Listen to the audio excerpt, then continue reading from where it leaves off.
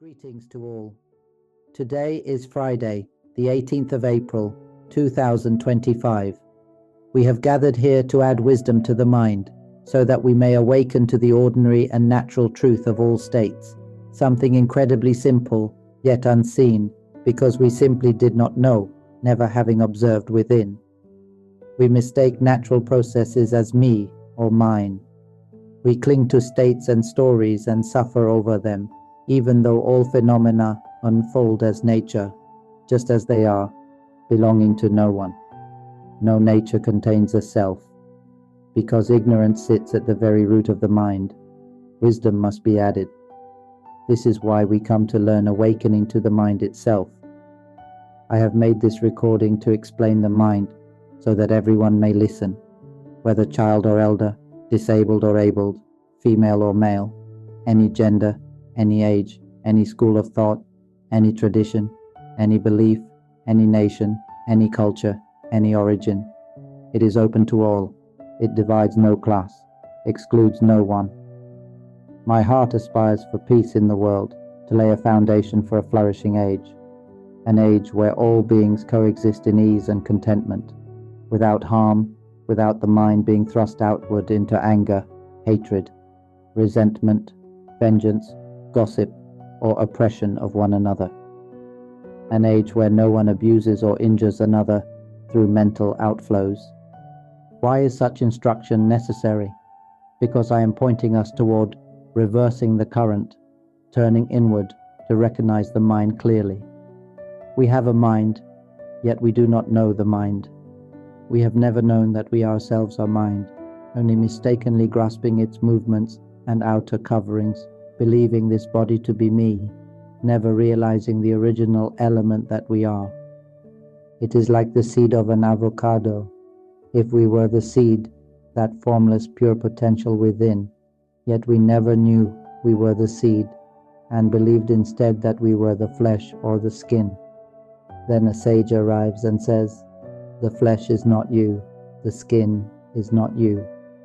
The true we is the seed, the origin element, the source element that creates all manifestations, that grows the great avocado tree endlessly, that generates countless more avocados beyond all measure. The seed is the base element, the origin, forgotten entirely because we never recognized it.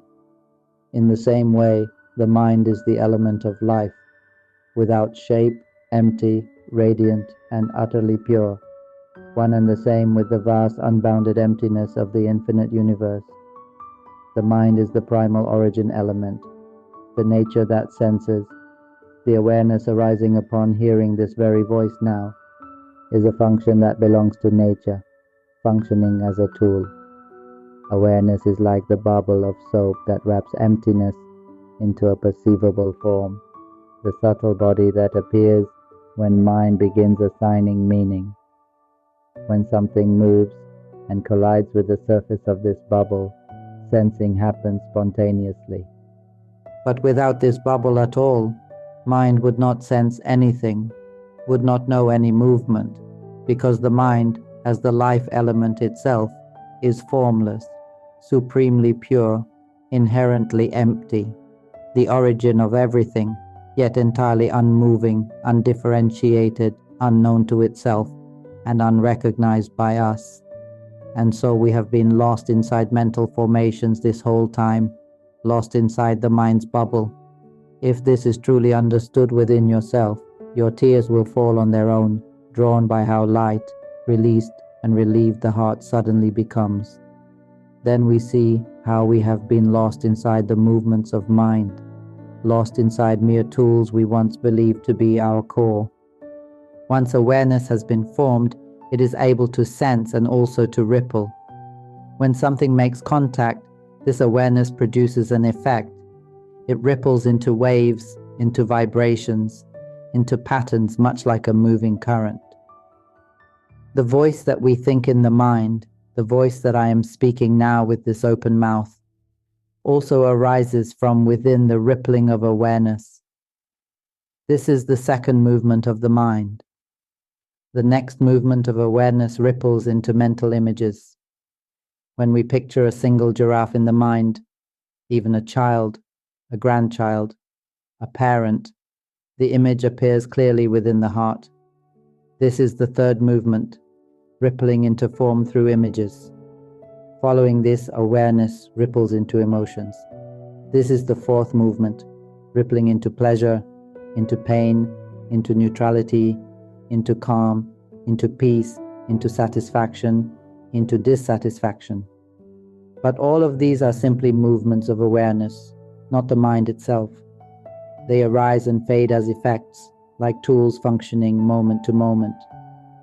The fifth movement ripples into memory and recognition, that sense of I remember, I know this, I identify this. These five characteristics are the tools created by the mind itself: awareness, voice, images, emotions, and memory. These are all formations born from awareness, functioning as instruments for learning in the conditioned realm. We have a mind, yet we never truly knew the mind. We mistake these instruments as me. The mind that we originally are is the life element itself, formless, inherently empty, radiant, and supremely pure. This primal nature does not move, does not travel, does not come or go. It was never born, and it never dissolves.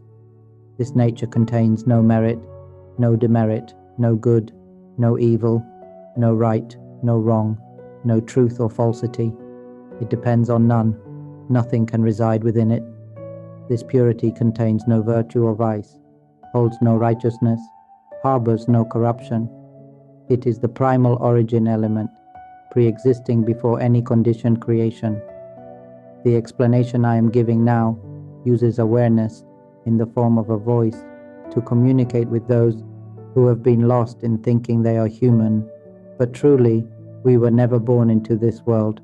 I rely on this voice to speak to those who forget that we are mind itself, formless, luminous life.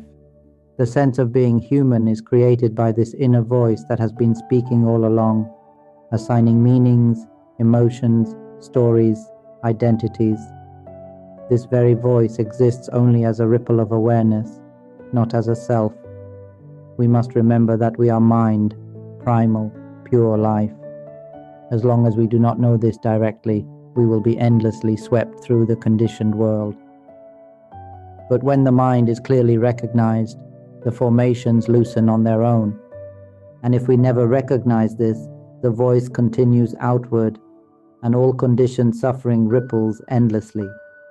But if we look within and clearly see that all five are formations of awareness, not self, the mind ceases clinging by itself. We created awareness as a tool to learn the mental appearances that arise, and to learn the Dhamma before the mind recognizes itself. But as long as the mind remains unknown, we continue this dream of being human, over and over without end. Therefore, as long as we do not truly awaken to mind itself, we will be endlessly lost within these conditioned worlds. Only when the original mind is fully recognized do these rippling instruments cease to generate suffering within us. So, please do not forget, we are mind, utterly pure, formless, the origin of life itself. And until we awaken inward to this recognition, the conditioned cycle of birth will continue without limit. What does the conventional world mean? It means the world that relies on thought to create interpretations, communication, value, and meaning. For example, when we look ahead, do we see that tree? That tree is only a form appearing to be known, isn't it? It never speaks, does it, to declare what it is? So who assigns value and meaning, giving it names such as lime tree, mango tree, and so on? Who decides that anything has a name at all? Isn't it this very voice, the voice in our own mind, the one that talks internally, the one that thinks, assigns value, assigns meaning, labeling things as, that is a lime tree, and so forth? This is the language of convention. We then depend on this tool, language, to assign value and meaning to everything, saying that this vessel is our body. assigning meaning that this is my left leg, this is my right leg, this is skin, this is the foot, these are the thumb, index, middle, ring, and little finger. These are nails, these are arms and legs, this is a toe, this is a fingernail. Notice that this voice is speaking. Now look at this body itself. Does it ever say what it is? Who can see that all natural things simply exist as they are? They never come with titles or identities. They do not wish to claim ownership, nor do they ask to be owned. They simply are what they are. Yet we try to possess this vessel, calling it mine. This is my body. And when this body begins to age, we start feeling uneasy. So we buy supplements to stop it from aging, wishing to prevent what is natural. Now suffering has already begun. Then, when illnesses start appearing, one condition after another that never existed before suddenly becomes real. Diabetes appears, high blood pressure appears, obesity appears, gastric disorders arise, insomnia arises, depression arises, bipolar disorder, migraines, intestinal problems, until finally cancer. We end up filled with diseases, swallowing medicine like it's rice, eating pills instead of food. So now tell me, where exactly is my body? At this point, it no longer feels like mine, does it? It begins to reach the end of its lifespan, just like a car we once purchased. At first, when it was new, there were no problems. 1 year passes, rust begins to form, wear and tear begins. 2 years go by, it deteriorates more. By year 3, 4, 5, 6, 7, it declines heavily. Rust spreads, the paint dulls, scratches and scars from accidents appear, battery problems, oil leaks, startup failure, performance fading, stalling often, breaking down more frequently, until finally it is a completely old car that no longer functions. This is nature. Anything that is had becomes a source of stress and burden. Having anything leads to suffering with that thing, because we try to claim nature itself as ours. This is why it is said, if there is something we hold as mine, we inevitably suffer over it. What exists by nature is not ours. Wherever the mind clings, suffering waits right there. Everything is originally equal in its formless state. But because we have never truly listened to the Dhamma of our own nature, we mistake the vessel for the owner, the ripple for the self, and the dream for reality. And so we struggle endlessly to control what was never ours to begin with. This body is the same. When it begins to suffer repeatedly with illness, fevers that keep returning, allergies growing stronger, strength draining away little by little, reacting to the air, coughing more often, breathing shallowly, unable to fill the lungs. The body is approaching the point where its functions will stop completely. How are we all? We begin to suffer with this body. We think this is our body, believing that we are now severely ill, and we start worrying that if we die now, how will our children and grandchildren live?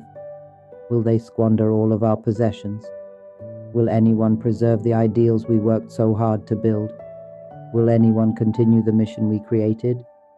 We start wondering why no one visits us, why no one cares for us, why everyone has abandoned us, why we're being left behind, why we're being forsaken.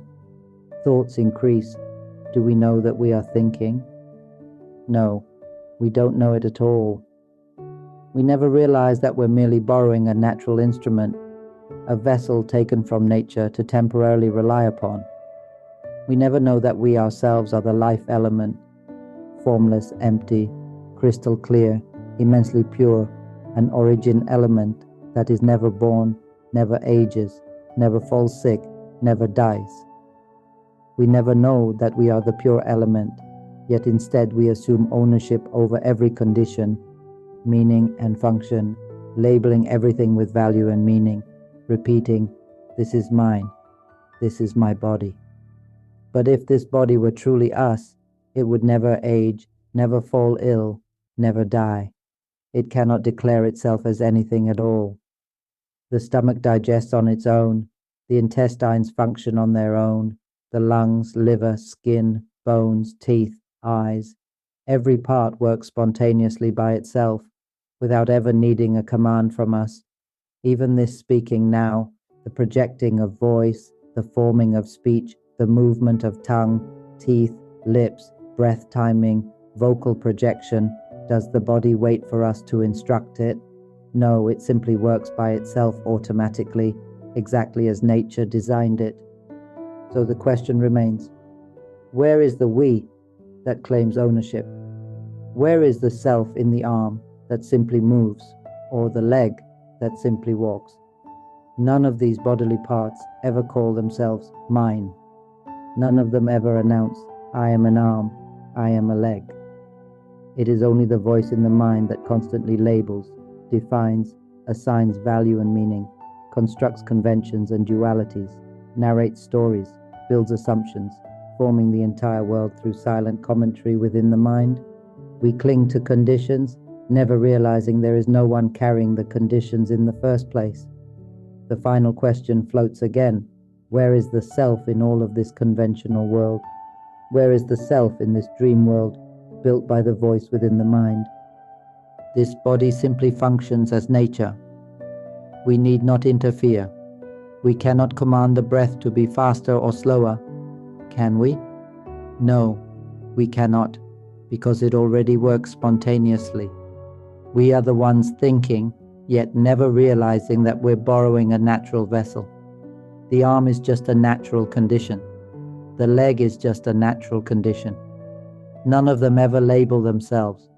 We are the ones generating the conventions, naming left leg, right leg, calling them ours, believing they belong to us. These labels and assigned meanings continue speaking within the mind all the time, assigning value, meaning, and ownership to everything continuously.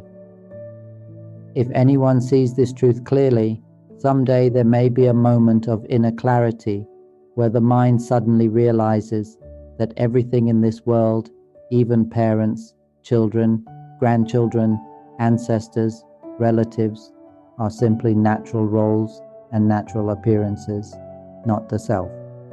Everything already is the way it is. But because we never saw this clearly, we instead carry on believing we are these roles, these conditions, these labels, without ever realizing that the real nature of ours has always been untouched, formless, clear, and pure. The truth presents itself constantly, striking the heart constantly, yet we do not know it. We have a mind, yet we do not know the mind. So what are we seeking? We spend our lives collecting objects and meanings that are impermanent, only for aging to arrive, illness to return, breath to fail, and the body to dissolve by itself in the end. And again, the question arises, where exactly is the self that was assumed to exist? When we first came to reside in this vessel, we did not know how we came to dwell in it.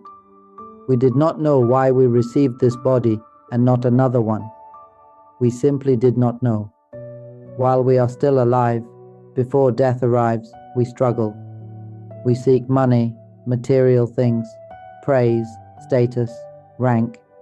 We pursue pleasant emotions and do not want unpleasant ones. It can be said that we are playing with conditioned appearances. What were we born for? We ourselves cannot say. We do not know. They tell us to live life like this, that being born means having to struggle, to make a living. And for what? Only to die in vain. This body keeps aging, and we think a lot, thinking until we suffer. We become stressed when no children or grandchildren come to visit, when no one cares for us, when no one seems concerned about us. We think they must have abandoned us already. And if we die, where will we go? Will we fall to a lower realm? Or will we go somewhere better? Or will we have to face punishment for the wrongs we once committed? We worry about countless things, worrying about possessions we accumulated, worrying about ourselves, worrying about the people we lived with, worrying about our home, our belongings. And then we are about to stop breathing, yet the mind continues to cling, continues to hold on to everything. And do you know where we go when we die? Our mind goes to find a new body. For what reason? Why does the mind go to find a new body? It is because the mind still does not know the mind. When this body dies, we go to find a new body. Whether you call it the mind or call it us, it is the same thing. All of us go to find a new body. Most are born as animals, whether water animals, land animals, birds, underground creatures, those in the air, or even in outer space. The majority are born as animals. The percentage of minds that take birth in animals is immeasurable, like infinity, but the percentage that comes to reside in a human vessel is small. To use a simile, if you use 2 fingers to pick up a pinch of soil, the grains of soil in your hand represent humans, the minds that come to inhabit a human vessel. The chance of being born as a human is extremely small, extraordinarily rare. But do you know the grains of soil covering the entire earth, countless beyond measure, like infinity? Those represent the minds that go to dwell in the vessels of animals.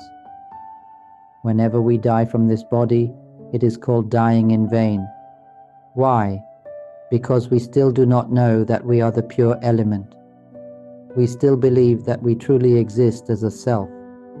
When the body dies, the mind, wrapped and covered by conditioned appearances like a bubble, can perceive, think, and fabricate stories. Because it does not yet know itself, it goes to find a new body. When a new body is obtained, everything begins again, a new cycle, a new struggle. We eat one another back and forth. We eat them, they eat us. Anger, hatred, resentment, vengeance, cursing, and enmity continue on and on, even until today. When a body dies, we go to find another one, begin again, learn again, harm one another again. Anger, hatred, resentment, vengeance, and destruction arise again. And when that body dies, we seek yet another one, and start over once more. We are born only to die in vain. All the knowledge we pursue in this world is merely knowledge used to make us work in exchange for pieces of paper we call money, so that we can buy food to eat. Yet this body needs only 1 meal a day to survive, but we do not care. We pursue food and resources endlessly. We kill, destroy, harm, gamble, doing anything just to obtain the paper called money. And then we use that money to buy everything that satisfies our desire for pleasant emotions and shields us from unpleasant ones. We play with emotions, play with the inner voice all the time. From waking until sleeping, we think endlessly. The moment we wake up, the mind thinks, "Oh, I don't want to get up. What time is it?" And then it assigns value and meaning to the clock. 5 a.m. already? I don't want to work today. Maybe I'll take half a day off and sleep more. This is thinking, yet we do not know it is happening. A little later, I really can't stay in bed anymore. What time is it now? 7 a.m. already. I should get up. This is thinking inside the mind. Do we know we are silently speaking like this? When we rise, the mind says, "My body aches so much today." Do you see the inner voice speaking like this? Then it folds the blanket, walks to the bathroom, still groggy, and brushes the teeth. Looking in the mirror, it thinks, "Why does my face look so pale today? I feel exhausted. My face doesn't look bright at all." This is thinking silently inside. Then it thinks, "What should I eat today?" While brushing its teeth, it is already thinking, "What should I eat this morning? Maybe I'll make rice porridge." This is how it thinks. After finishing the morning tasks, the mind continues. "What should I wear today?" It keeps thinking. Which outfit should I choose? Do you see these movements of thought continuously rippling and fabricating within? We are the mind, the life element that is empty and clear, wrapped in layers of conditioned appearances. The bubble-like knowing and the movements of fabrication surround our pure element. We rely on this knowing, rely on thoughts, on mental images, on emotions. We depend on these conditioned appearances continuously. Do you see this? We rely on them so completely that we believe we are these very appearances. We give meaning to everything. This is my body. This is my face. Why does my face look pale this morning? Oh, I need to put on makeup. I need to cook. It thinks like this constantly. You place the pot down. This pot is so dirty. The thought arises immediately. You pick up the pot. Why is this pot so dirty? It's stained.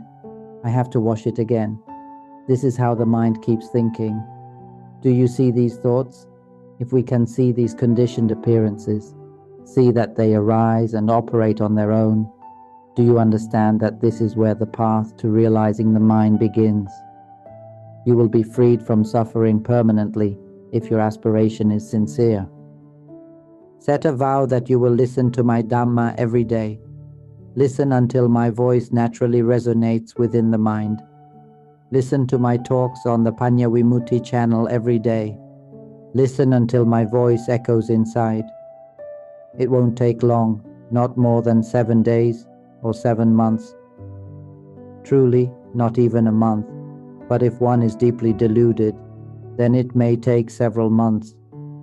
Some people need only 1 day, listening to my teaching for just 1 day, and everything opens up. Their mind bursts wide, connecting profoundly with the pure element. When you listen until my voice naturally echoes within the mind, it will be there as a gentle reminder. Whatever you do, whatever the mind thinks, a sudden knowing will arise. Do you see? The mind is thinking. Do not cling. Let it think on its own. Do not take it as yours. Do not interfere. Whenever knowing arises, it arises. These natural processes are not who we are. To illustrate this, imagine the nature of water as the mind. The clear water of the ocean has a surface tension.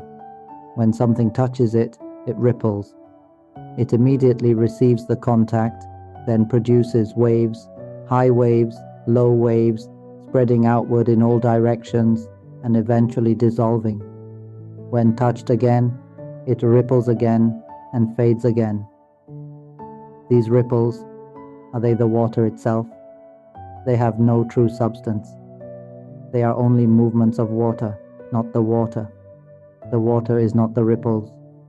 The ripples are only expressions of the water. Do you understand this?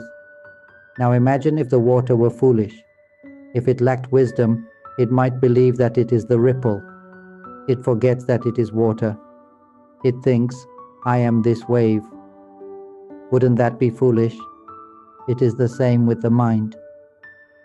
Suppose darkness passes through the clear, empty space. Everything becomes dark. That empty clarity is the base, the foundation for everything to appear. The darkness overshadows everything, but is the empty clarity itself the darkness? No, yet the clarity seems swallowed by it. A glass mirror may be surrounded by darkness, but the mirror is not the darkness. Can you understand this? Our mind is exactly like this. Our mind is the original element, extremely clear, extremely pure. It creates conditioned appearances and wraps itself inside them. In the past, I didn't know this at all. I believed this body was truly me. I believed I was really a human being. I believed I was the one speaking, thinking, feeling satisfied, feeling dissatisfied, remembering, knowing, all of it. I believed it was truly me. But the moment I turned against the current and saw directly that none of it was me, that even the knowing was not me, that the thinking was not me, everything shattered. It all burst open into fine fragments, leaving only the pure, clear element that dissolves into the entire universe. And it has been like this ever since, even now. There is no sense that I am speaking. It is as though I am the emptiness that permeates the universe, and this physical form is just a robot-like body. This robot is opening its mouth and speaking. The movements within, the subtle rippling inside, arise and then command the body to open its mouth, producing sound. There is continuous knowing that none of these activities are me. Have you ever experienced this? For me, it is like this all the time. No concentration, no staring, no mindfulness practice, no effort is required, only understanding. And this understanding does not need to be held, carried, or clung to. It is weightless. Understanding has no form, yet when understanding arises, when clear realization breaks open, there is an immediate sense of spaciousness and relief.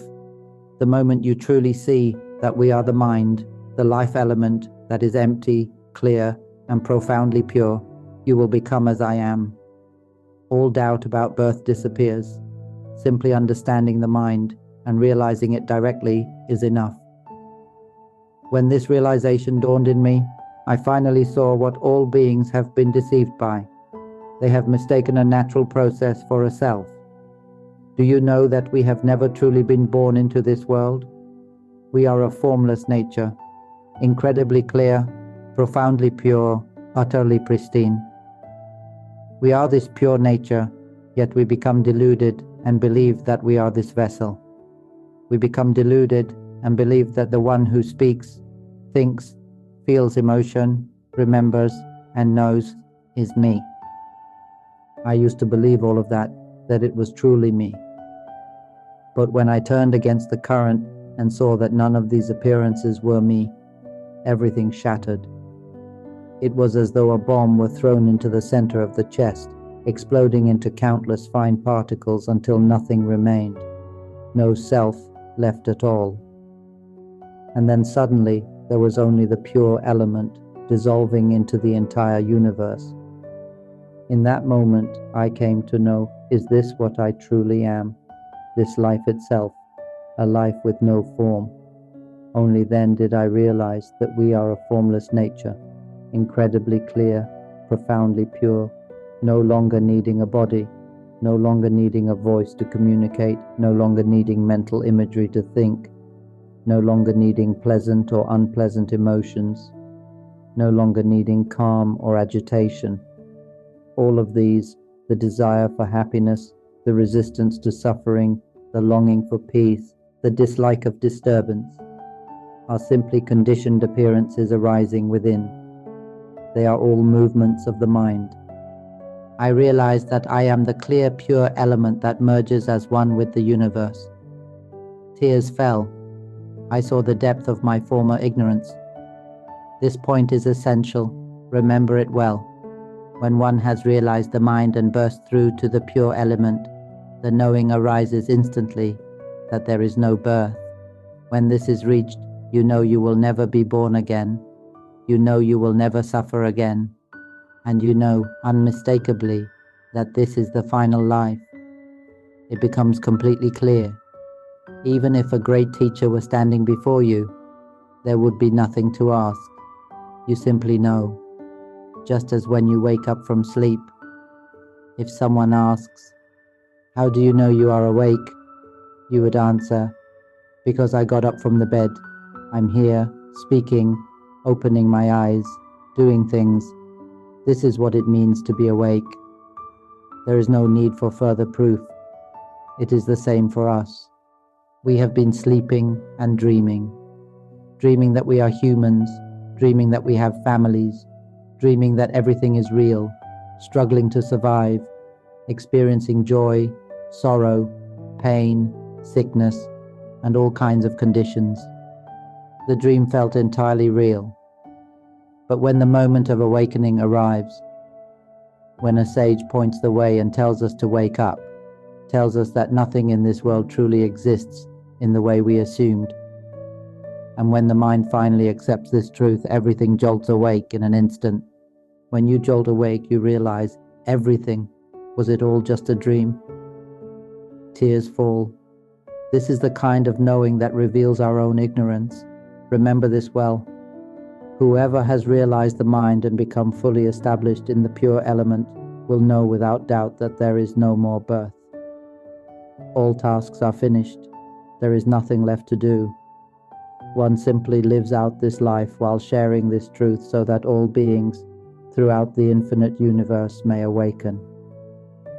One proclaims this knowledge, helping all minds return to the pure original element and no longer be deluded by mental fabrication.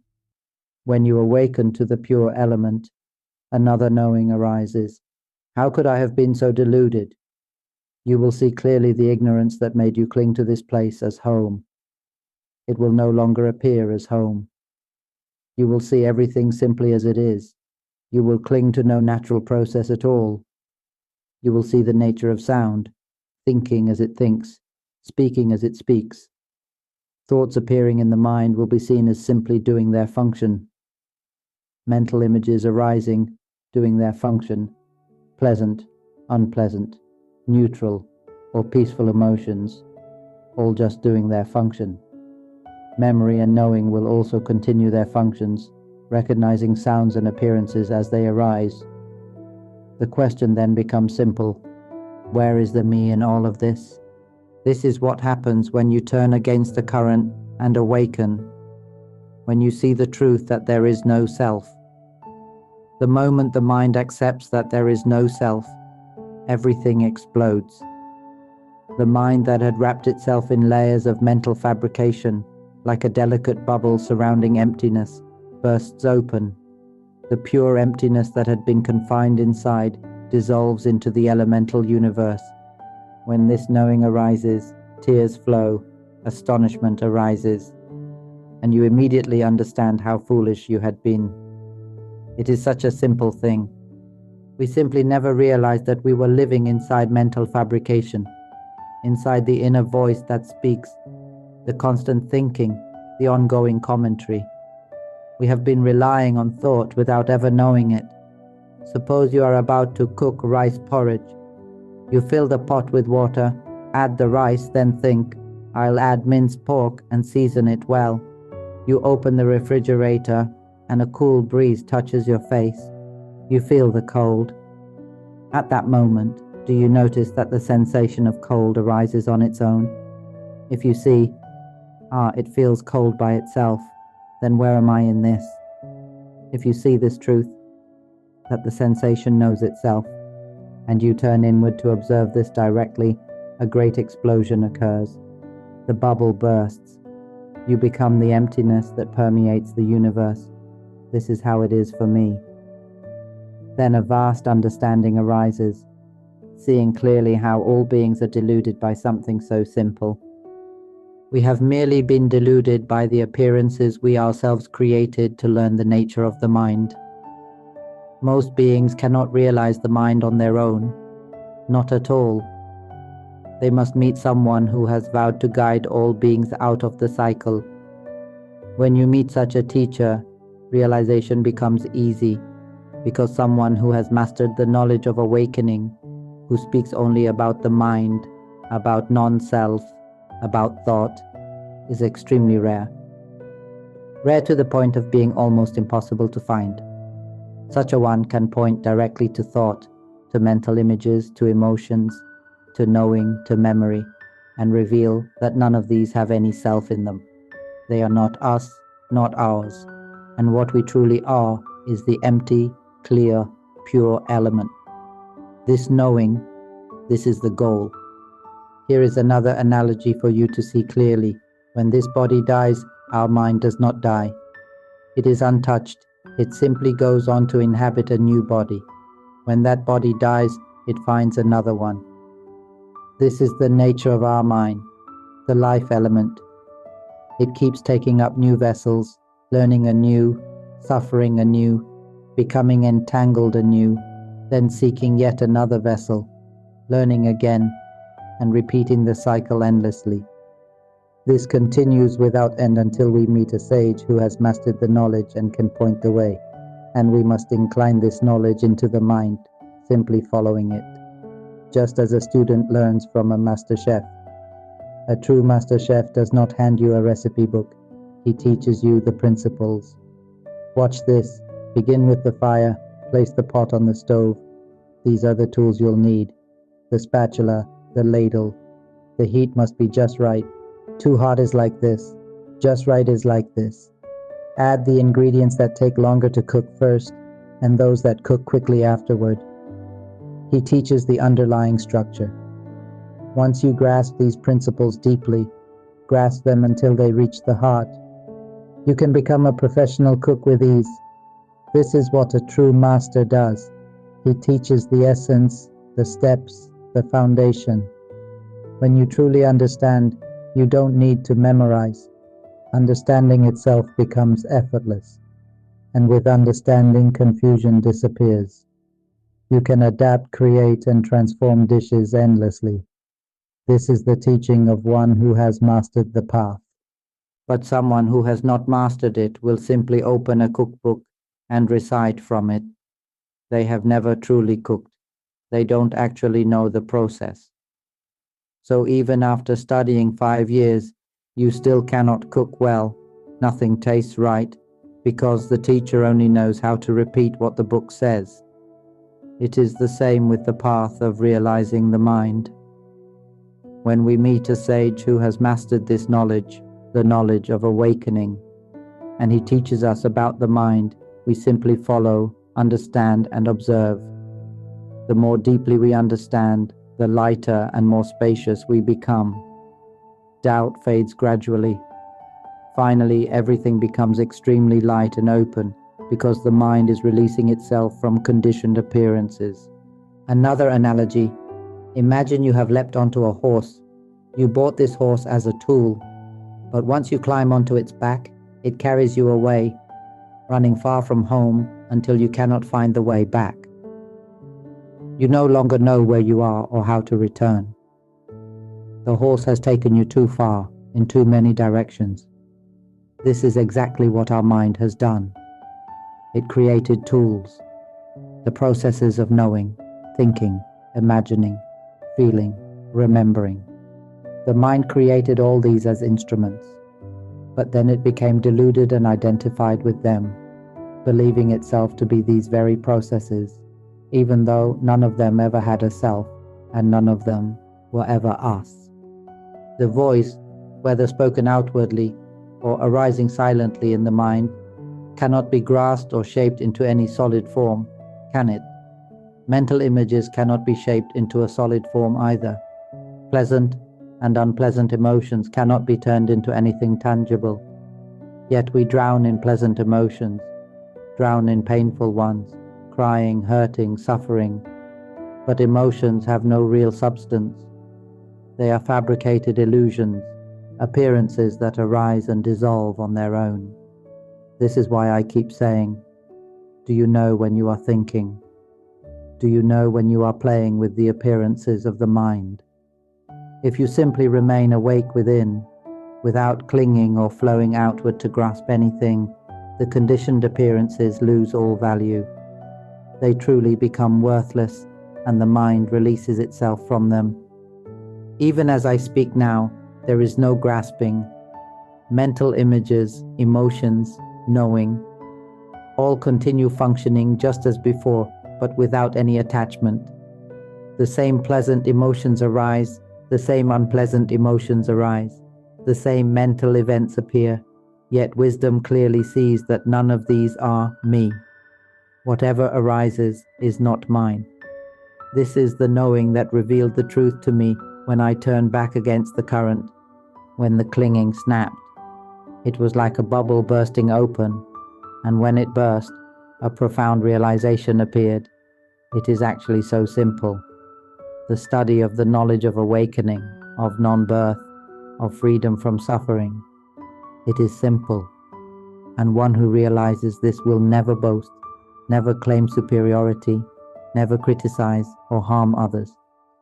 There is no competitiveness, no harm, no conflict.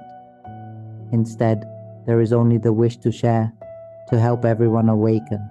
to help everyone end birth and end suffering forever.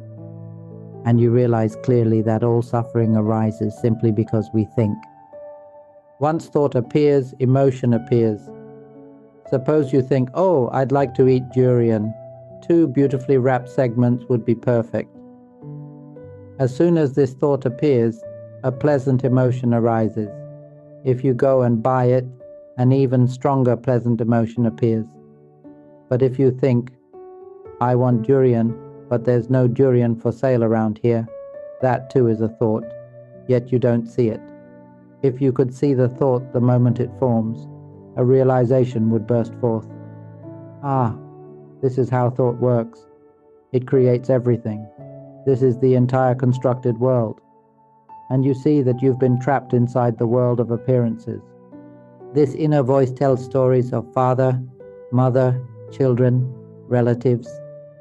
It speaks all these things, and then the question arises, where is the me in all this? The more this question appears, the more the mind begins to search for an answer. If the voice is speaking on its own, then it is not me. It is speaking by itself. So where is the self? The question echoes inward, pushing the mind to see clearly. When the mind finally sees that these appearances are not self, a realization arises. This voice arises out of the clear emptiness of the mind. The voice emerges from the mind itself. Just as I said earlier, imagine darkness passing through a large block of pure glass. The darkness fills everything, obscuring the glass. You cannot see the glass at all. Everything appears dark, but the glass is unaffected. It remains as it is, allowing everything to pass through without resistance. Our mind is exactly like this. It is like clear, empty space. But I use the example of a glass block so that it is easier for you to understand.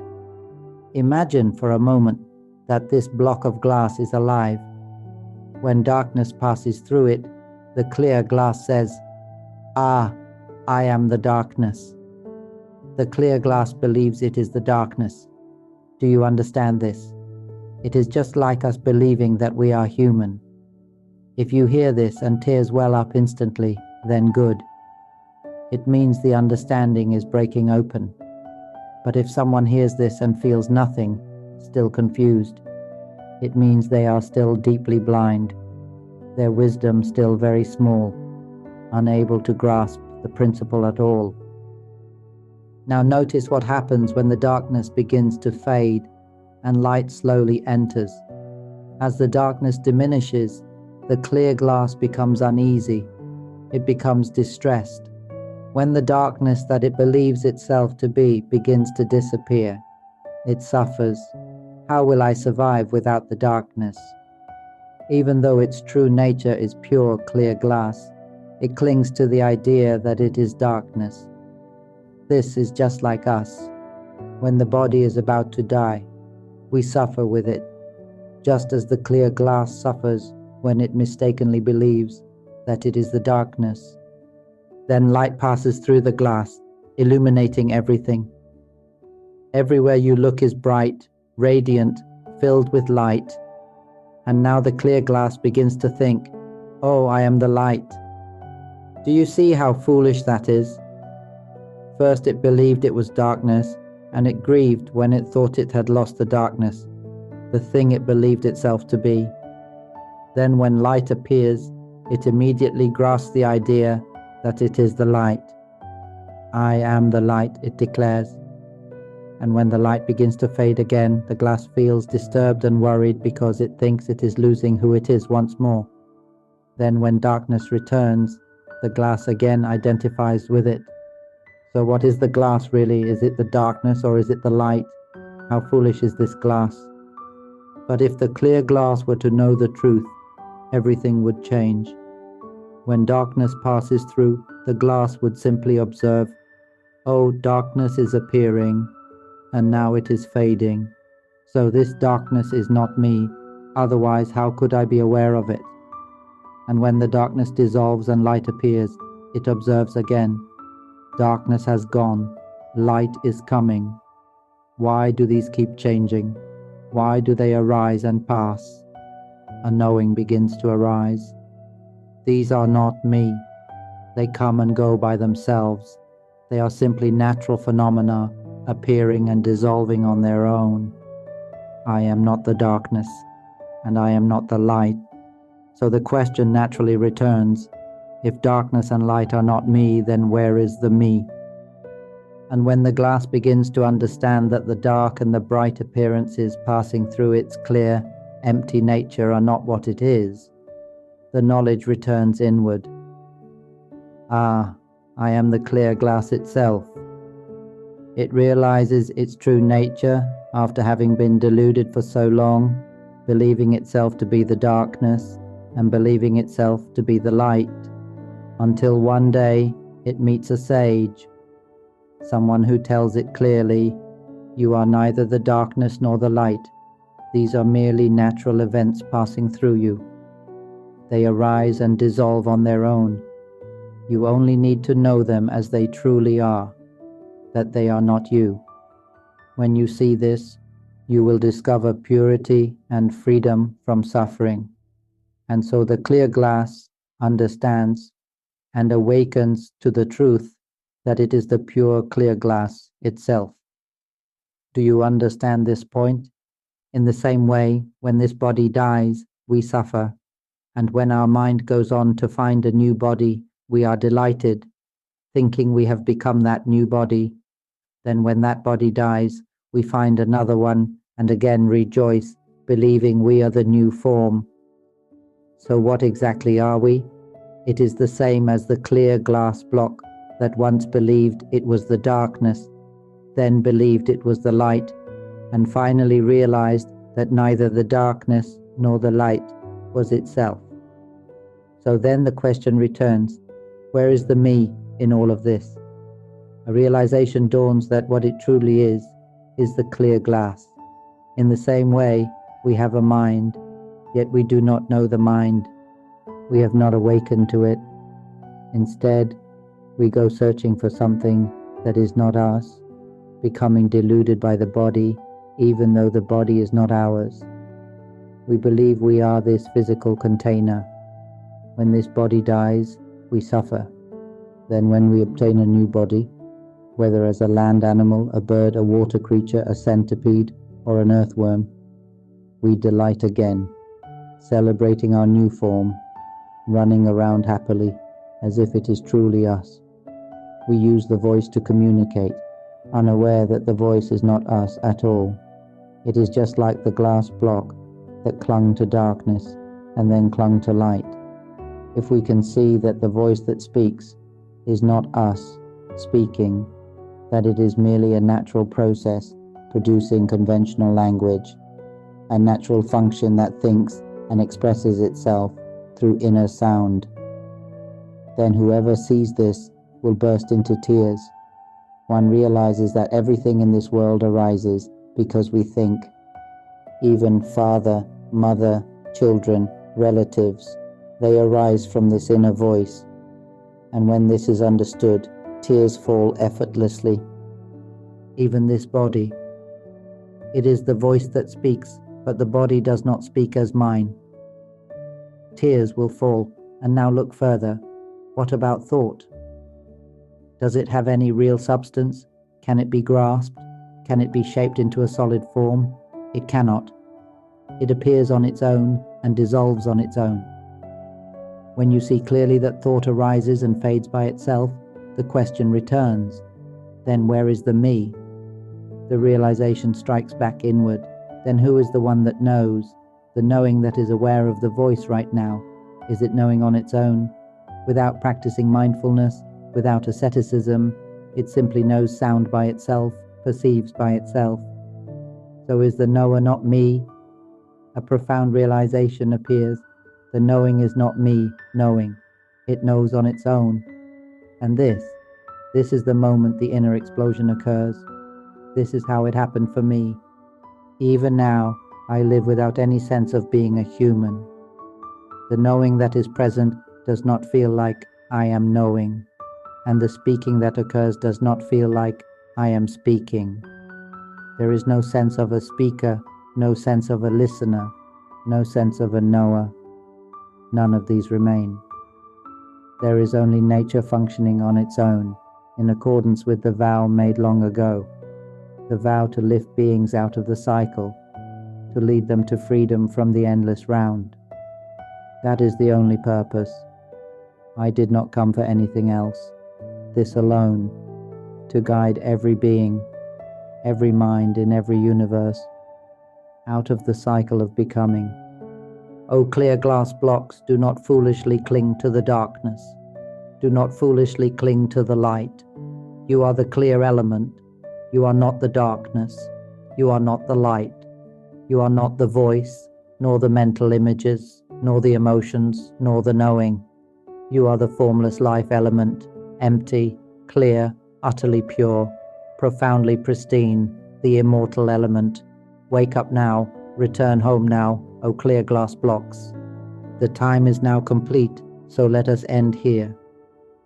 May everyone who has inclined their mind to listen realize the formless, empty, clear, and pure life element and return swiftly, suddenly, to their original nature, the clear glass itself.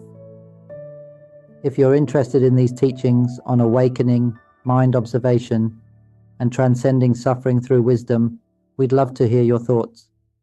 Share your insights in the comments, provide productive feedback, and if you find this content valuable, don't forget to like, share, and subscribe to the channel.